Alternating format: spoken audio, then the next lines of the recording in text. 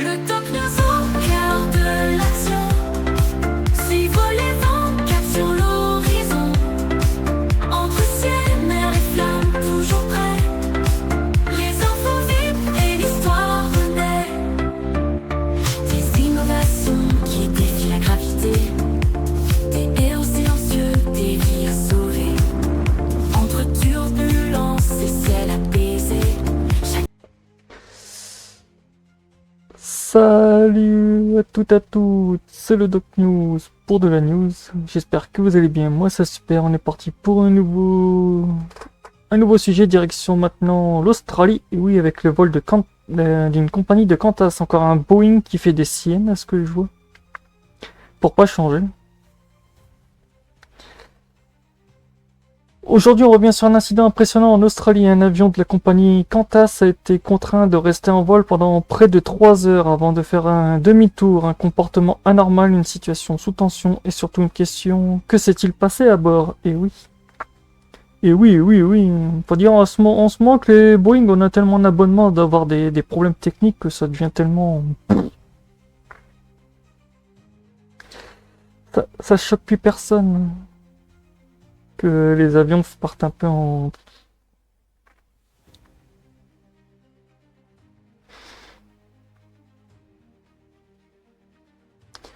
C'est vrai que pour le coup, ouais.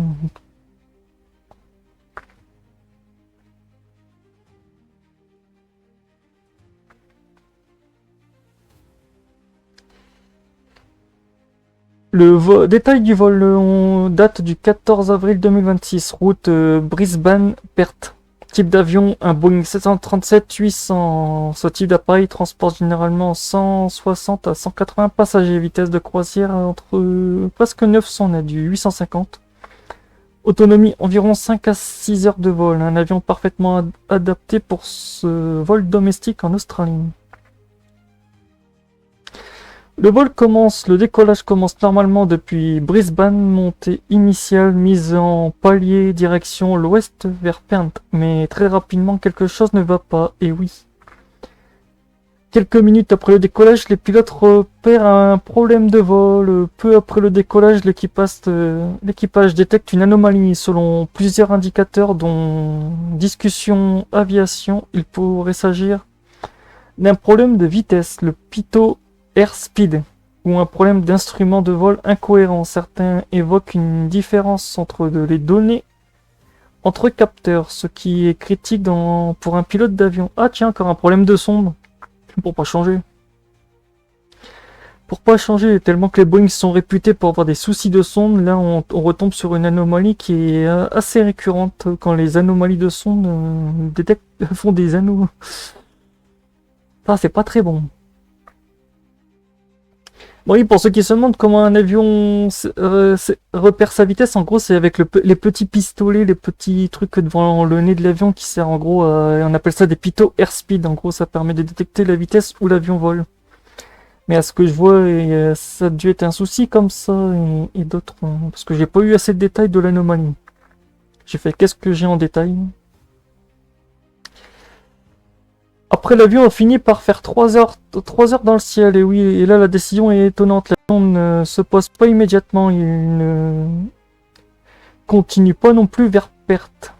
Ils tourneront pendant près de 3 heures, zone autour de Brisbane. Pourquoi? Parce que le Boeing 737 ne peut pas larguer son carburant, dont l'équipage doit brûler du carburant, réduire le poids, attendre une masse d'atterrissage sécurisée. Sinon, un atterrissage trop lourd peut endommager le train d'atterrissage, provoquer une surchauffe des freins ou augmenter le risque d'incendie. Et oui, ça c'est une règle de sécurité. Quand vous pouvez pas délester votre avion avec le délestage, si l'avion n'est pas équipé pour dégager du poids, en fait vous voyez que l'avion fait, comme là sur cette animation de Flight Radar, l'avion fait une tournante. L'avion fait que de tourner pendant 3 heures. Faut dire environ les 737, ils crament environ 6 à 7 tonnes par heure, donc autant vous dire... Il y a de quoi faire. T'as de quoi cramer en attendant de faire pendant 2-3 heures à tourner en rond comme un con. Et là, certains vont me dire, ouais, mais on dirait un hippodrome. Oui, l'avion est comme dans un hippodrome. En fait, c'est des circuits d'attente. fait, ils ont dû parler avec le régulateur de l'ATC demandant d'être en circuit d'attente pour vider du carburant pour retourner à vide. À peu près à vide parce qu'il laisse quand même une petite marge pour se poser. À bord, tension mais contrôlée. Pendant ces 3 heures, les passagers restent dans l'incertitude. L'équipage garde le contrôle total. Aucune panique majeure n'est à signaler. C'est une procédure standard mais impressionnante. Et oui. C'est vrai que pour certaines personnes, ça peut les choquer que quand tu restes, tu dis putain, qu'est-ce qu'il fout l'avion à tourner pendant 3 heures en rond. C'est vrai que pour le coup. Après, une fois que l'avion a fait le tour, une fois que le carburant a été réduit, l'avion revient vers Brisbane. Approche stabilisée, atterrissage sécurisé, l'avion se pose sans incident majeur. Selon les observations, le lundi safely, atterrissage sans problème. Ce type de situation montre plusieurs choses. Redondance des systèmes. Un avion possède plusieurs capteurs de vitesse, des instruments de secours, des procédures strictes. Et oui. Je crois qu'en fait, il y avoir, si l'ordinateur a une anomalie ou que ça soit la petite airspeed qui a fait une anomalie, en fait, le circuit informatique était devenu HS. Pour ceux qui se demandent, bah oui, dès que vous avez votre airspeed qui est en gros HS, votre avion devient en gros l'informatique dans un avion, c'est un peu con une fois qu'il y a des mauvaises données qui rentrent dedans. Si vous continuez à voler, ben en fait, les données peuvent devenir de pire en pire. Il faut dire aussi dans les 737, c'est une récurrence aussi, on va dire aussi, c'est un peu des avions qui, dès leur création, qu'ils ont eu de masse d'anomalies, la production avant tout, il faut pas maintenant s'étonner qu'il y a des soucis partout. Décision de sécurité maximale, même sans urgence immédiate, les pilotes choisissent toujours l'option la plus sûre. Gestion du carburant sur un 737, pas de fuel dumper. Obligation de brûler du carburant, ce qui explique les longues attentes en vol.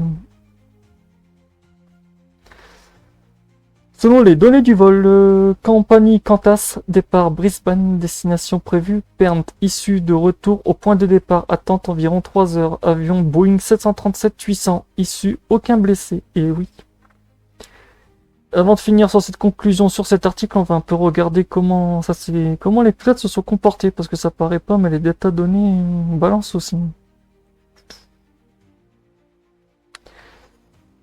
Parce que ça paraît pas, mais on peut quand même voir aussi sur les données comment ça se passe avec Flight Radar. C'est bien, c'est qu'on voit à peu près qu'est-ce qui s'est passé pendant le vol. Et oui, en fait, il y a bien eu... Oh putain, ouais, en fait, l'avion est resté tout stable. Il y a aussi des moments où j'ai l'impression que les pilotes ont un peu poussé la... Ouf.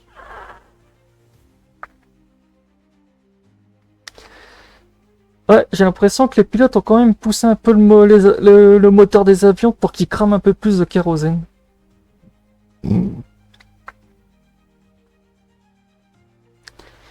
Parce que ouais, comme on voit un peu sur ce diagramme de speed et altitude graphique, on voit qu'un peu, à des moments, les moteurs font des trucs assez chelous.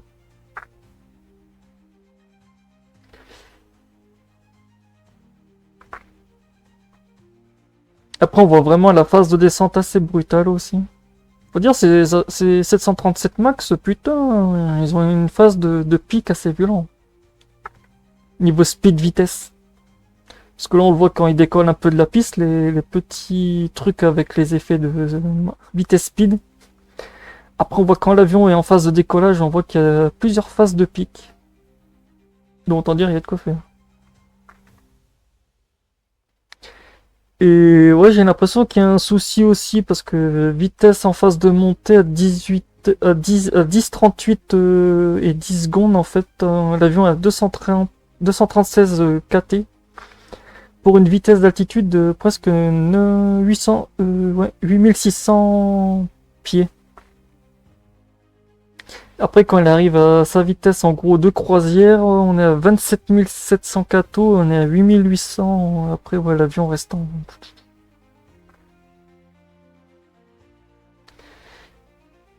Ah, après l'avion fait monter, descendre, monter, descendre, monter, descendre en fait. Ah oui, en fait, je crois qu'il est sur des hippodromes en fait. C'est pour ça que je dis merde, la fluctuation est un peu un peu chelou.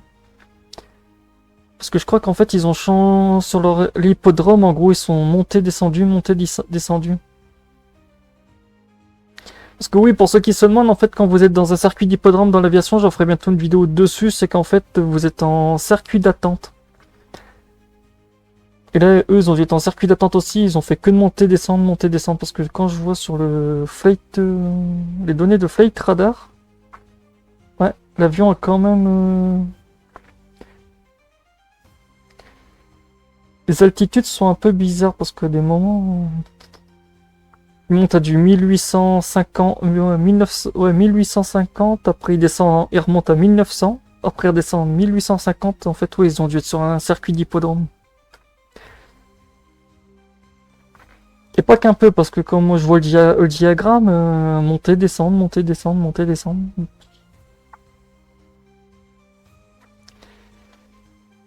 Ouais, l'avion a fait que ça en fait, et les pilotes sont restés sur un circuit d'attente très très longtemps. Mais ils ont dû descendre, monter, parce que je crois que l'aéroport a dû avoir d'autres avions en truc en disant bon, on vous laisse sur un circuit, mais vous aurez des montées descentes.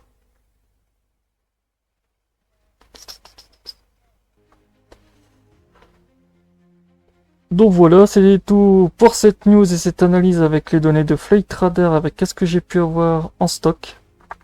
Parce que ouais. Après vous avez le numéro du registre de l'avion, c'est un VH-VXE Aircraft, on est sur un Boeing 737-838. Donc voilà, vous avez un peu tout ce qui se passe sur l'avion.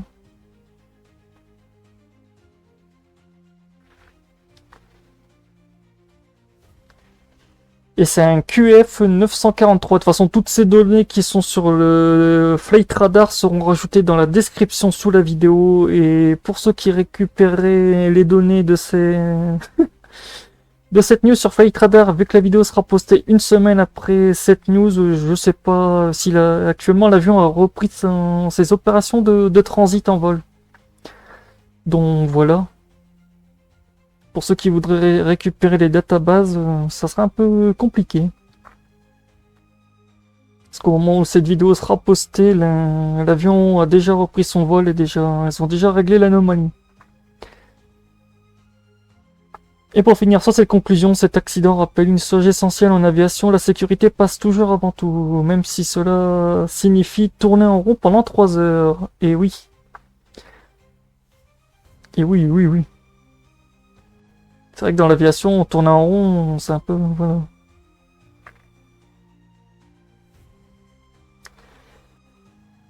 Parce que ouais...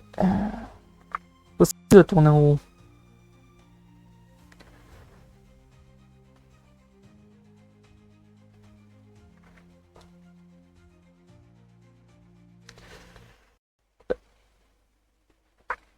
Ah bah d'accord, ici, il suffit que mon bloc-notes se mette à crash aussi, c'est sympa aussi.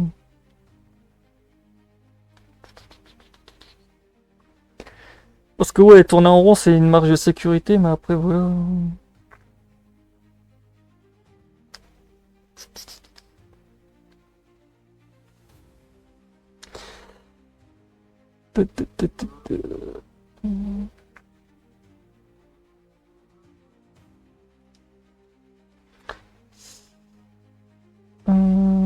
C'était tout.